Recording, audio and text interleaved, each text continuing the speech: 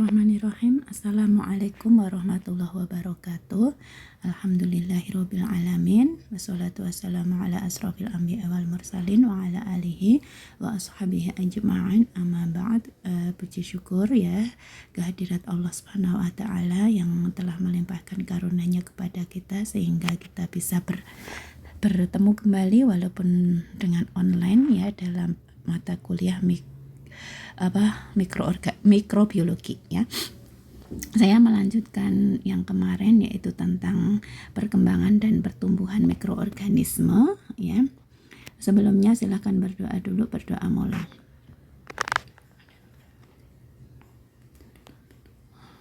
Amin ya.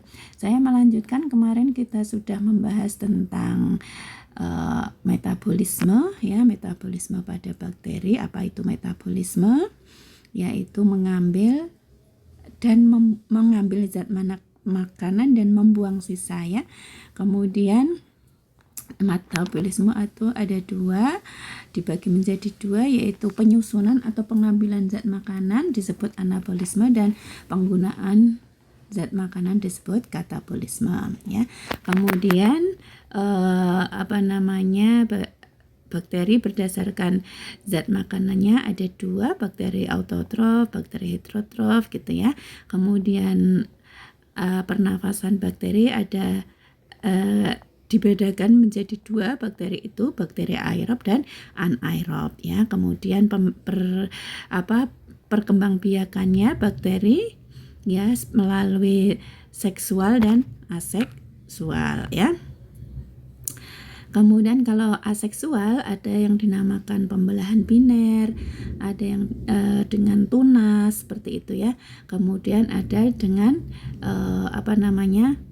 filamen. Nah, dalam pembelahan biner kita mengenal istilah waktu generasi. Waktu generasi adalah waktu yang dibutuhkan oleh sel untuk membelah ya, sehingga berkembang biak. Ya, ini pembentukan tunas, sudah nanti silakan dibaca ini pembentukan filamen.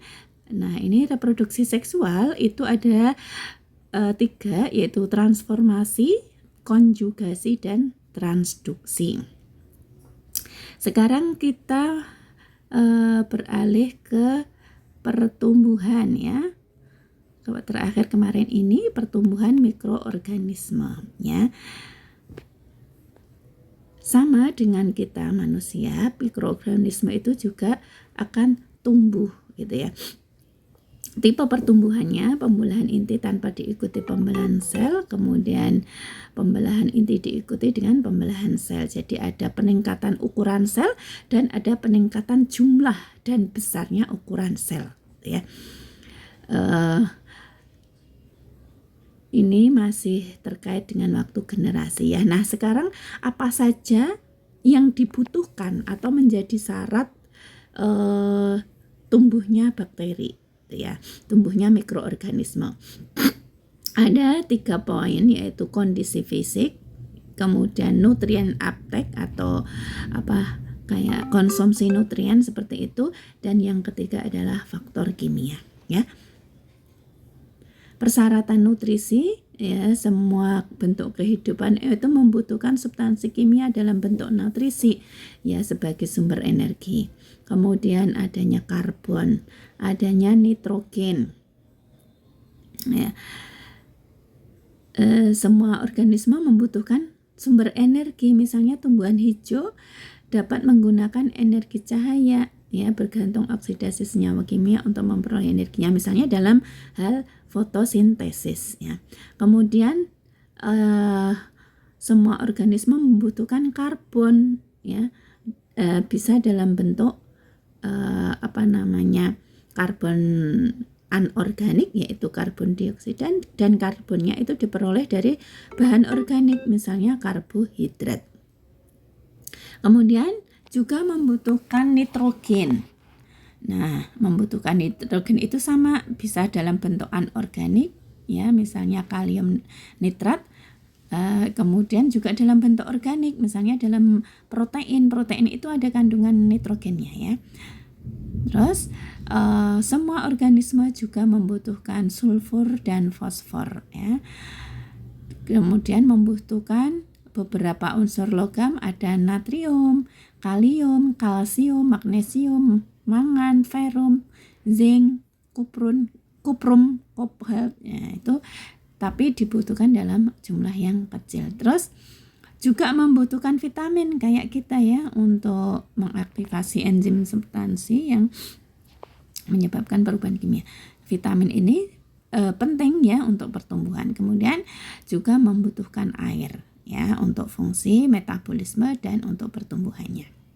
Nah, sekarang dari sisi kondisi fisik yang dibutuhkan untuk pertumbuhan, yaitu yang pertama suhu, nah yang kedua pH, yang ketiga tekanan osmosis, dan yang keempat oksigen, dan yang terakhir radiasi. Suhu atau temperatur ya, ini seperti kita itu juga tapi kalau manusia kan bisa beradaptasi ya. Nah, kalau mikroorganisme ini sangat dipengaruhi oleh suhu gitu. Dia hidupnya itu ada bermacam-macam mikroorganisme, ada yang tahan di suhu tinggi, ada yang tahan di suhu rendah gitu ya.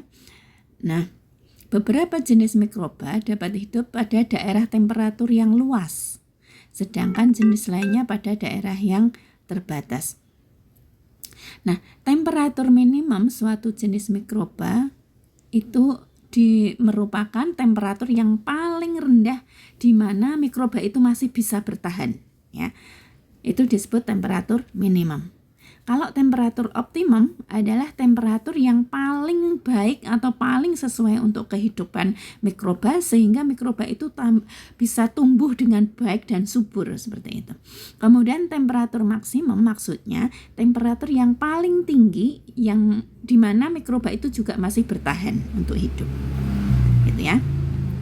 Nah, berdasarkan temperatur itu kegiatan mikroba itu dibagi menjadi 3 golongan. Mikroba psikofilik itu mikroba yang tumbuh antara suhu 0 sampai 30 derajat. Jadi 0 itu minimum ya, temperatur minimum, dan 30 itu temperatur maksimum. Nah, optimumnya adalah di 15. Kemudian mikroba mesofilik itu mikroba yang temperatur optimumnya itu antara maksud saya yang bisa hidup di antara 25 sampai 37 atau 40 derajat ya. Nah, optimumnya itu di 32 derajat. Jadi paling rendah dia 25, paling tinggi dia 40. Mikroba termofilik yaitu mikroba yang tumbuh pada temperatur tinggi ya. Antara 55 sampai 60 kemudian optimumnya 55 sampai 60, minimumnya 40 dan maksimumnya 75. Ya, itu termofilik berarti mikroba yang tahan di suhu tinggi. Ya. Nah, sekarang kondisi fisik yang selanjutnya itu pH. Jadi mikroorganisme itu juga tergantung pH-nya. pH maksudnya pH lingkungannya ya, yang lingkungan di mana dia hidup gitu. Nah, berdasarkan pH, kehidupan mikroba itu dibagi menjadi 3 ya. Mikroba asidofilik, asid berarti asam, maaf itu salah ya, di bawah 5 maksudnya, itu di bawah 5. Kemudian mikroba mesofilik antara 5,5 sampai 8, dan mikroba alkafilik antara 8,7 sampai 9,5 ya. Jadi asidofilik itu yang tahan asam, mesofilik itu di tengah-tengah, alkafilik berarti dia tahan di pH tinggi atau basa, sifatnya basa ya. Kemudian kondisi fisik yang lain yaitu tekanan osmosis. Tekanan osmosis itu berarti tenaga atau tegangan yang terhimpun ketika air berdifusi melalui suatu membran ya. Misalnya antara konsentrasi yang hipertonis atau yang tinggi, konsentrasinya tinggi, ini dapat menghambat pertumbuhan karena dapat menyebabkan plasmolisa atau keluarnya plasmanya mikroba itu ya. Nah, Hal ini dipraktekkan dalam pengawetan bahan pangan, misalnya pengawetan ikan, ya kan menggunakan garam. Nah, garam itu mempunyai tekanan yang tinggi atau mempunyai konsentrasi yang tinggi dibanding yang cairan yang ada di dalam dalam tubuh mikroba. Jadi nanti ikan diberikan garam, maka mikrobanya itu akan mengalami lisis, keluar plasmanya sehingga akan mati. Nah, itu jadi pengawetannya, itu tekanan osmosis. Kemudian bakteri berdasarkan tekanan osmosis ini dapat dibedakan menjadi halofilik obligat dan halofilik fakultatif. Halofilik berarti dia tahan terhadap konsentrasi garam tinggi. Halofilik obligat itu dia membutuhkan garam untuk pertumbuhannya, dan halofil fakultatif itu tidak membutuhkan, ya. Oksigen kemarin sudah, berdasarkan kebutuhan oksigen itu ada aerob dan anaerob. Saya langsung saja. Kemudian radiasi berarti ini karena penyinaran. Nah, radiasi yang berbahaya untuk mikroorganisme itu radiasi pengionisasi. Misalnya ultraviolet itu dapat dimanfaatkan untuk menghambat pertumbuhan mikroba. Gitu ya. Jenis bakteri mempunyai toleransi lebih tinggi terhadap sinar, sedangkan jamur lebih peka terhadap sinar, ya. Jadi makanya radiasi ini kadang dipraktekkan pada orang-orang yang menjual galon, minuman air galon gitu, ya. Itu ada seperti lampunya, itu tujuannya untuk menghambat pertumbuhan mikroorganisme. Kemudian nutrien uptake. Pertumbuhan bakteri juga tergantung dari kemampuan memindahkan bahan makanan ke dalam sitoplasma atau kita makan, konsumsi makanan, ya. Pemindahan secara pasif dengan sistem difusi untuk bahan yang berat molekulnya, dan pemindahan secara aktif dengan bantuan karier. Jadi pemindahan bahan makanan, ya. Kemudian pertumbuhan juga dipengaruhi oleh nutrisi, tadi sudah ya di atas, ya. Jadi dibedakan, ada namanya makroelemen, itu yang dibutuhkan dalam jumlah banyak, makro, contohnya karbon, oksigen, hidrogen, nitrogen, sulfur tadi itu. Kemudian mikroelemen berarti dibutuhkan dalam jumlah yang sedikit, tadi seperti Mn, Zn, Co tadi itu, ya. Terus ada yang dinamakan aksesori nutrien, yaitu faktor pertumbuhan di mana membutuhkan sesuatu yang tidak dapat dihasilkan dari tubuhnya sendiri, gitu ya. Contohnya vitamin, asam amino, purin, pirimidin, dan lain sebagainya. Kemudian kebutuhan nutrisi tadi diaplikasikan saat kita mau menanam atau menumbuhkan bakteri. Nah, medianya itu media ini ada media cair, ya. Ada media cair. Ini media ini media. Jadi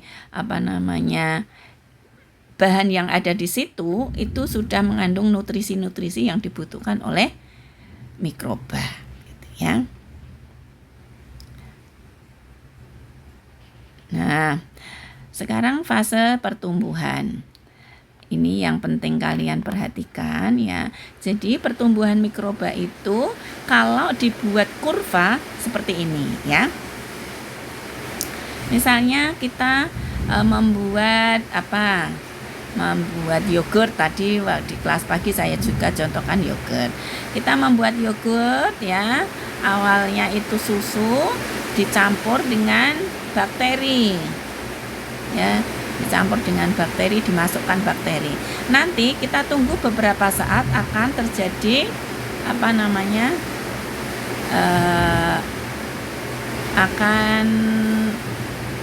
Jadi ini ditambah bakteri, susu tadi akan menggumpal sedikit gitu ya, menggumpal sedikit. Nah, ini berarti sudah ada tanda pertumbuhan bakteri gitu ya. Nah, kalau digrafikkan gitu, di sini adalah fase ini. Dia fase adaptasi ya, karena baru tercampur, dihomogenikan ini baru tercampur, belum terjadi perubahan apapun. Nah, ini ada penggumpalan sedikit ini di fase pertumbuhan awal ya, lag fase. Nah, setelah itu beberapa jam, misalnya 4 jam gitu ya, sudah menggumpal banyak ya, penggumpalannya banyak. Nah, ini disebut di fase C ya, fase ini, atau fase logaritmik, log fase. Ini terjadi pertumbuhan yang sangat cepat ya, pertumbuhan yang sangat cepat, makanya penggumpalan yang tinggi. Jadi bakteri itu tumbuh dengan pesat seperti itunya. Nah, kemudian ini masih ya, sampai D ini masih. Kemudian beberapa waktu, misalnya 2 minggu misalnya, ini sudah berada di sini, berada di stasioner. Mengapa? Karena di situ mungkin sudah 2 minggu itu aromanya sudah menunjukkan yang kurang enak, padahal yang di C dan D itu tadi harum ya, harum, ada aroma yogurt agak keasaman, rasanya asam, harum, warnanya, kekentalannya bagus. Nah, itu terjadi tadi fase logaritmik.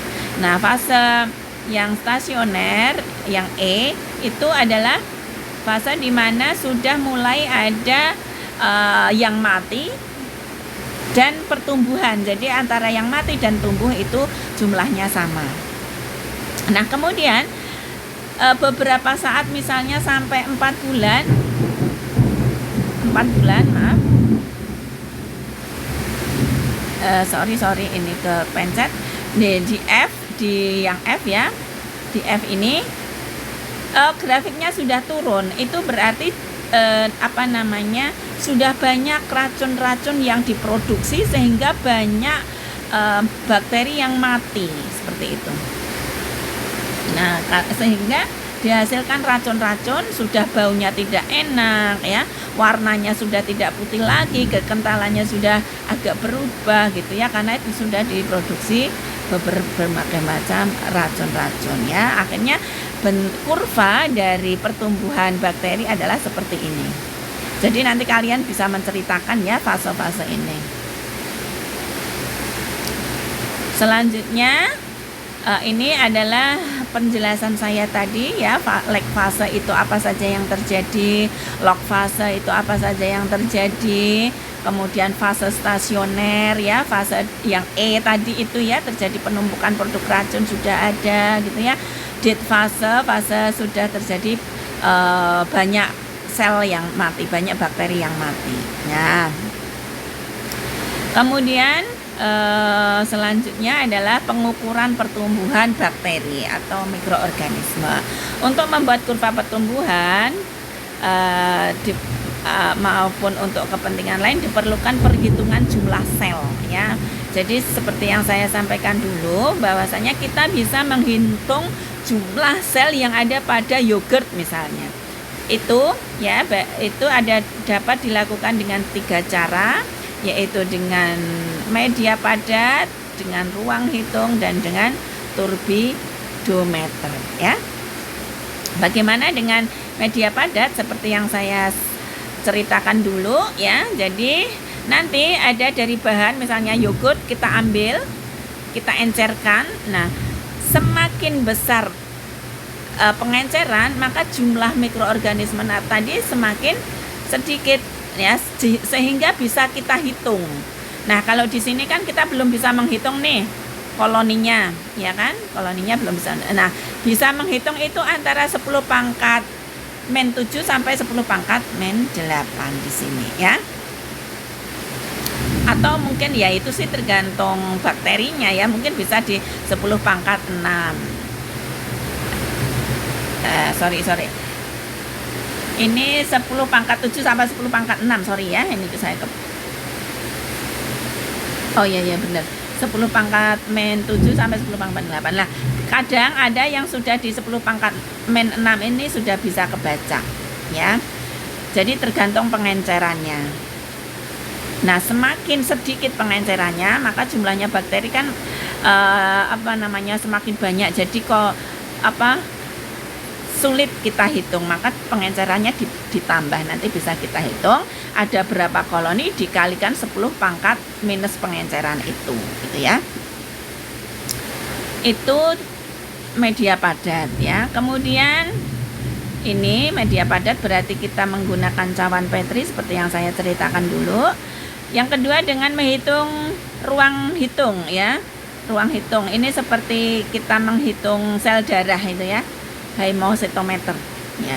Tapi ini jarang kita lakukan. Turbidometer juga bisa ya dengan alatnya spektrofotometer. Jadi menggunakan alat yang nanti dapat menghitung optical density atau OD-nya berapa gitu ya. Jadi itulah jumlah dari sel bakteri. Tapi yang sering kita lakukan adalah dengan ini, media padat ini yang sering kita lakukan ya. Oke, mungkin hanya itu yang bisa saya sampaikan. Mohon maaf apabila lewat video ini kurang jelas. Nanti silakan ada pertanyaan, silakan. Saya tutup dengan bacaan hamdalah dan kafaratul majlis. Alhamdulillahirabbil alamin. Subhanakallahumma wa bihamdika asyhadu alla ilaha illa anta astaghfiruka wa atubu ilaik. Akhirul kalam. Wassalamualaikum warahmatullahi wabarakatuh.